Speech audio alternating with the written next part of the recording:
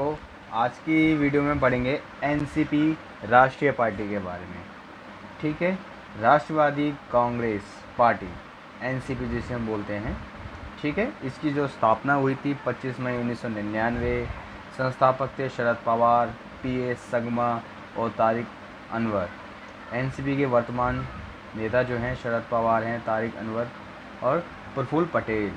ये सारी चीज़ें आप जान सकते हो। इसमें से हमारे लिए इम्पोर्टेंट क्या है, ये पार्टी की विचारधारा, इसकी स्थापना कब हुई थी, ठीक है, संस्थापक नेता कौन थे और पार्टी का प्रकार क्या है, सेंटर टू सेंटर। ठीक है, केंद्र के ऊपर ज़्यादा बातचीत। और विचारधारा, भारतीय राष्ट्रवाद, नागरिक राष्ट्रवाद, सामाजिक न्याय, सामाजिक समानता, समाजवाद, धर्मनिरपेक्षता। और चुनाव चिन्ह घड़ी, जिसमें 10:10 बताया गया है। ठीक है, पार्टी का प्रकार राष्ट्रीय पार्टी है।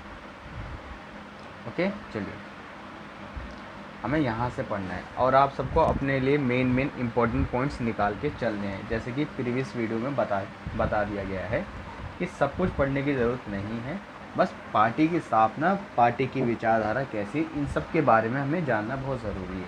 लेकिन कुछ पार्टियाँ ऐसी जो बहुत ही ज़्यादा इम्पोर्टेंट है, जैसे कि बीजेपी है, बीएसपी है, ठीक है, और बाकी जो अन्य पार्टियाँ हैं, इन सब के बारे में आपको थोड़ा ध्यान रखना ज़रूरी है। चलिए, और अपने नोट्स भी। एनसीपी एक ऐसी मजबूत सरकार की अवधारणा का पालन करती है जो हर कीमत पर देश को भ्रष्टाचार से मुक्त करना चाहती है, क्योंकि इसमें राष्ट्रवाद से ही लेके गया है, वर्ड शामिल हो रखा है। राष्ट्रवाद और नेशनलिज्म का आपको मतलब भी मालूम होगा कि यहाँ पर व्यक्ति के हित इम्पोर्टेंट नहीं होते, राष्ट्र के हित सर्वप्रथम होते हैं, यानी कि राष्ट्र के हित पहले इम्पोर्टेंट हैं। ठीक है, यानी कि वो नागरिक, एक देश के वह नागरिक जो अपने हित को बाद में रखते हैं, राष्ट्र के हित को सर्वप्रथम सबसे पहले रखते हैं, वो व्यक्ति क्या है, राष्ट्रवादी है। ठीक है, तो हमारे लिए हमारा देश पहले है। ठीक है, हम पहले नहीं हैं, देश पहले है। तो ये उस विचारधारा को क्या करता है, प्रभावित, वो क्या कहते हैं, संदर्भित करता है। ठीक है, उसके रिलेशन में है ये। ऐसा केवल धर्म, जाति, पद, लिंग और अन्य, अब हम आगे पढ़ रहे हैं, ऐसा केवल धर्म, जाति, पद, लिंग और अन्य सामाजिक संकेतकों में किसी पूर्वाग्रह के बिना देश के कानून के नियमों का कायम रखने के माध्यम से प्राप्त किया जा सकता है।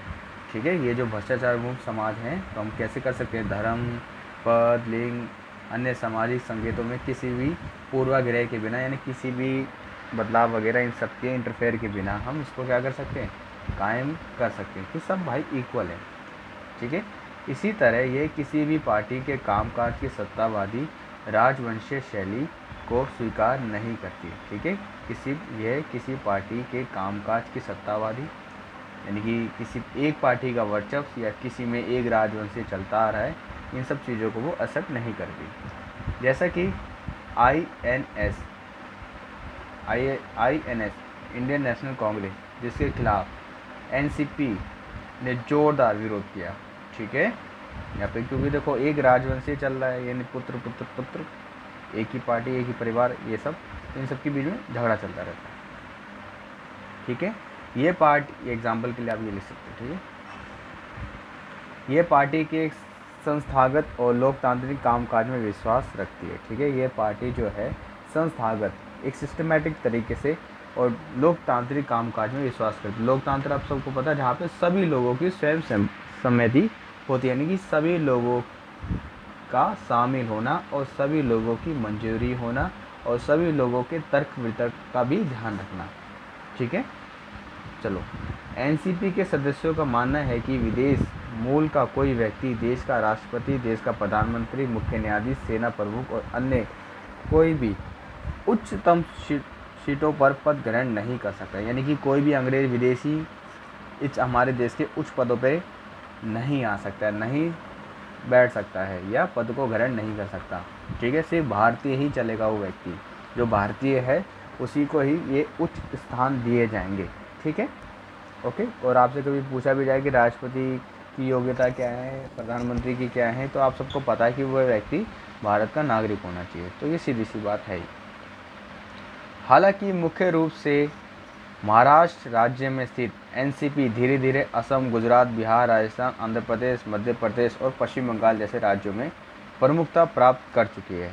ठीक है, यानी कि इन राज्यों में इनका वर्चस्व क्या है, आ चुका है। एग्जाम्पल के लिए जैसे कि बीजेपी है, गुजरात में है, ठीक है, अब यूपी में भी वर्चस्व है। तो इस तरीके से समझ रहे हो ना, यानी कि धीरे धीरे इनके एरिया जो बढ़ती इन पर कब्जा हो चुका है। लेकिन समय किसी का नहीं रहता, धीरे धीरे धीरे हर चीज़ आती है और हर चीज़ जाती है। ठीक है, अगर हमारे कर्म, हमारी चीज़ें अच्छी हैं, हमारी विचारधारा अच्छी है और हमारी नीयत ये सब अच्छी है तो हर चीज़ ज़िंदगी भर स्थापित रहती है। लेकिन हमारी काम में खोट है किसी प्रकार का तो वो चीज़ बिखर जाती है धीरे धीरे। चलो कोई नहीं। ये अंडमान और निकोबार द्वीप समूह के संघ शासित प्रदेश भी इसमें शामिल है, यानी अंडमान निकोबार यानी कि केंद्र प्रशासित जो राज्य है वो भी इसके अंदर शामिल है, द्वीप कह सकते हो, वो भी इसके अंदर शामिल है। अब आता है चुनाव चिन्ह और इसका महत्व। 10:10 आपको पता है घड़ी लगा रखी है इन्होंने, ये वाला चुनाव चिन्ह, जैसा वीडियो को आपको स्टार्टिंग में दिखाया ये। चलिए, चुनाव चिन्ह और इसका महत्व। एनसीपी का चुनाव चिन्ह एक एनालॉग घड़ी है। ठीक है, एनालॉग घड़ी है जो क्लॉकवाइज चलती है, जो समय 10:10 दिखाती है। घड़ी नीले रंग से बनी हुई है और इसमें 2 पाएँ और एक अलार्म बटन है। ठीक है, ये भारतीय ध्वज तिरंगा पर बना हुआ है। ठीक है, यानी कि हमारे इंडियन फ्लैग के ऊपर बनाया गया है। और आप सबको भी पता है पहले हमारे 3 फ्लैग आए थे, फिर आखिरी वाले को एक्सेप्ट किया था। ठीक है, आपको पता है कि भारतीय फ्लैग किसने निर्माण किया था? ठीक है, इनका नाम था पिंगाली वेंकैया। मैं लिखता हूँ PIGLI पिंगलिया वेंकैया। ठीक है, ये इनका नाम था।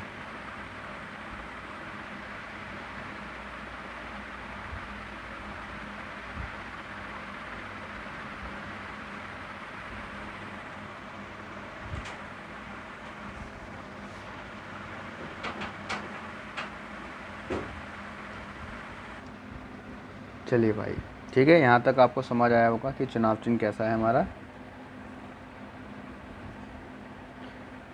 ठीक है, एनसीपी द्वारा उपयोग किया जाने वाला प्रमुख चिन्ह ये दर्शाता है कि एनसीपी अच्छे सिद्धांतों के लिए लड़ती रहेगी, भले ही स्थिति कितनी ही मुश्किल भरी क्यों ना हो। समझ आ रहा है, ये बात ये कहते हैं। इसके जो चुनाव चिन्ह हैं इसका मतलब यही है कि जो ये पार्टी है अच्छी व्यवस्थाओं के लिए ये फाइट करती रहेगी, चाहे कैसी मर्जी स्थिति क्यों ना हो। बस। राष्ट्रवादी कांग्रेस पार्टी आम जनता के विचारों और चिंताओं का प्रतिनिधित्व करती है। ठीक है, जो एक आम आदमी की जो भी प्रॉब्लम्स होती हैं उन सबको रिप्रेजेंट करती है ये पार्टी। ठीक है, जैसे कि बेरोज़गारी, ये सारी चीज़ें, यह भारत के आम नागरिकों की तरफ से बोलने के आदर्शों का प्रतीक है। ठीक है, यानी कि भारत के जो नागरिक चाहते हैं, उनकी जो डिमांड्स हैं, उन सब के ऊपर इनके एजेंडा तैयार होते हैं। ठीक है, इसमें एनसीपी जनता के बीच अपने प्रतीक के द्वारा यह संकेत देती है कि वह साल भर अच्छे काम करेगी। इस तरह ये भारत के महानतम नेताओं की सच्ची परंपराओं को बनाए रखेगी, जिन्होंने भारत को आज़ाद करने में क्या करी है, महत्वपूर्ण भूमिका निभाई है। तो ये सारी एक्सप्लेनेशन दी जाती है चुनाव चिन्ह के द्वारा। चलिए आगे चलते हैं हम। अब है इसमें राष्ट्रवादी कांग्रेस पार्टी के नेता, तो ये कुछ हमारे नेता हैं। शरद पवार, इनके बारे में आप पढ़ सकते हो, रीडिंग लगा सकते हो। ठीक है, तारिक अनवर, जो आपको इम्पोर्टेंट बातें लगती हैं वो सब आप इसमें नोट कर सकते हो। हम यहाँ से पढ़ते हैं राष्ट्रवादी कांग्रेस पार्टी की उपलब्धियाँ। इस पार्टी ने क्या क्या उपलब्धियाँ हासिल करी हैं। एक राष्ट्रीय राजनीतिक दल के रूप में राष्ट्रवादी कांग्रेस पार्टी ने देश के राजनीतिक परिदृश्य में कई महत्वपूर्ण योगदान दिए, यानी कि भारतीय ज़मीन पे इन्होंने बहुत सारे योगदान दिए हैं। अब उसकी योगदानों की हम बात करते हैं। तो जो आपको लाइंस इंपॉर्टेंट लगती है तो वो आप अपने नोट्स में तैयार कर लेना, ठीक है। सारी बातें लिखोगे बहुत सारा हो जाएगा तैयार। अगर आपको अच्छा लगता है तो आप सारा कर सकते हो, ठीक है। स्क्रीनशॉट लेने का कोई फ़ायदा नहीं है, समझ नहीं आएगा, ध्यान रखना। स्क्रीनशॉट ले के उसको लिखोगे तो फ़ायदा है, याद रखना। ज्ञान वही है जब हम ज्ञान को समझते हैं। ज्ञान वो नहीं है जी पढ़ के पास हो गए, सिर्फ वो रट्टा है और कुछ नहीं। इसलिए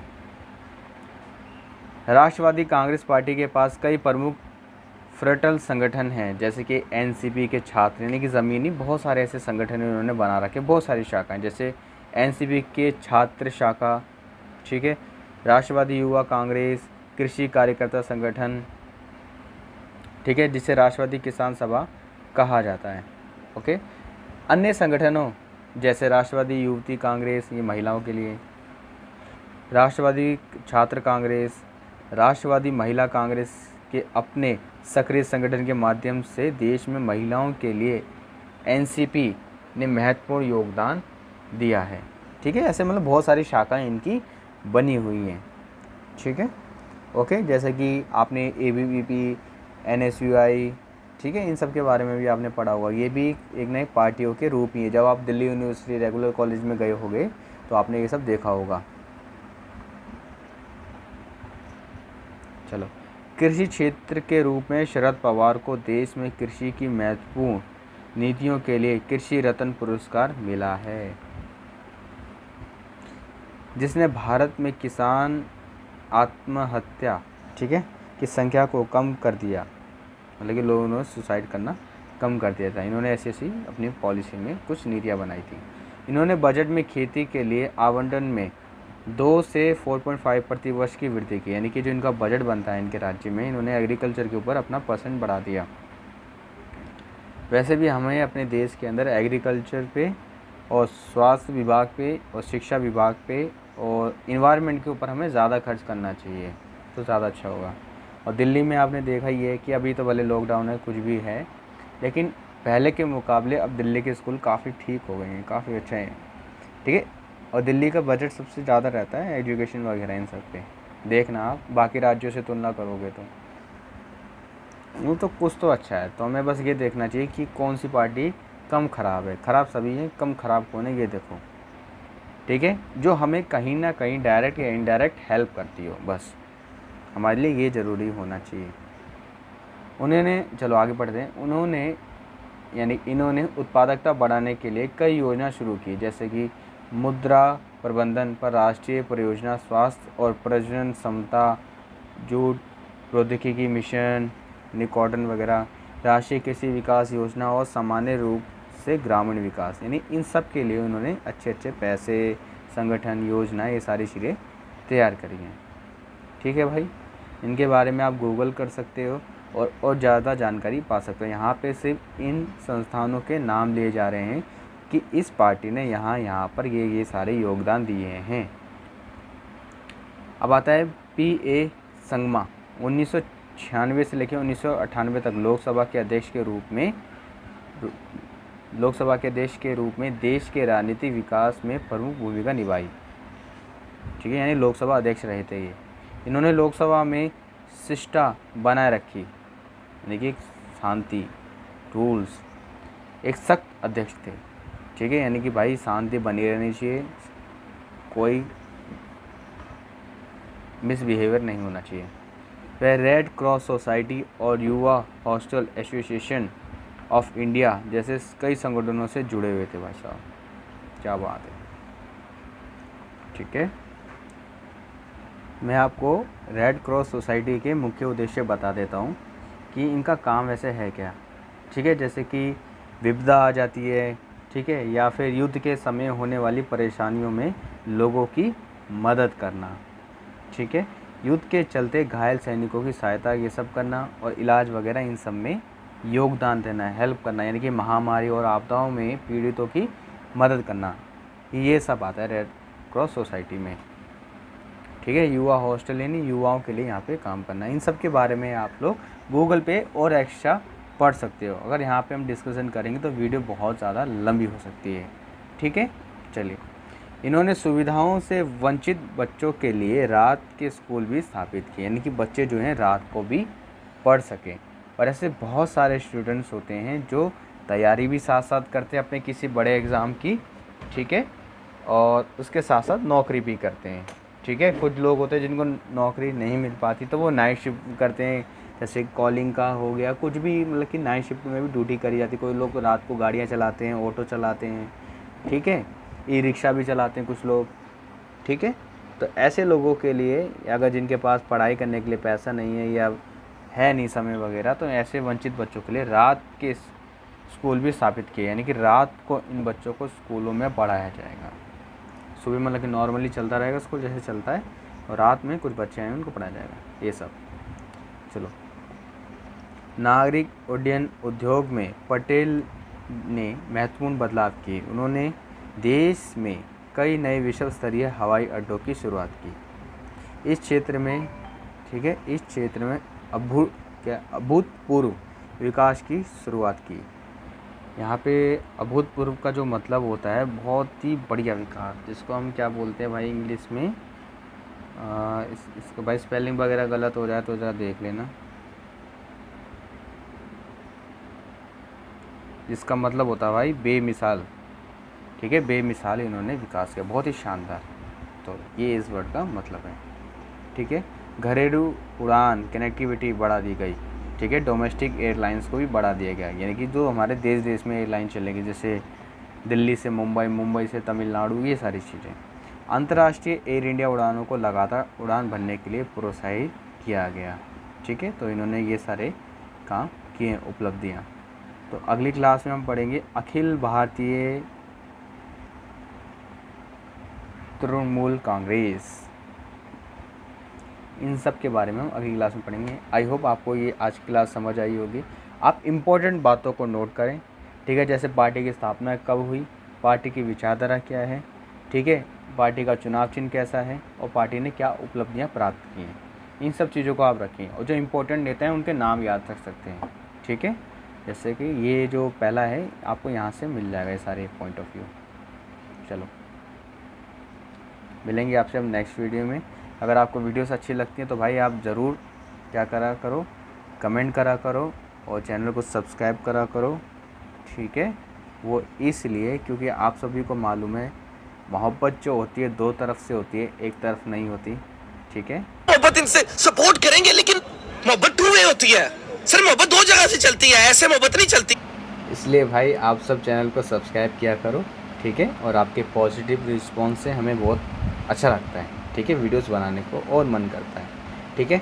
लेकिन भाई एग्ज़ाम जब पास में आ जाएंगे तब कोई बच्चा आप देख रहा है कि बनाओ वीडियो, तो भाई थोड़ा मुश्किल हो जाता है।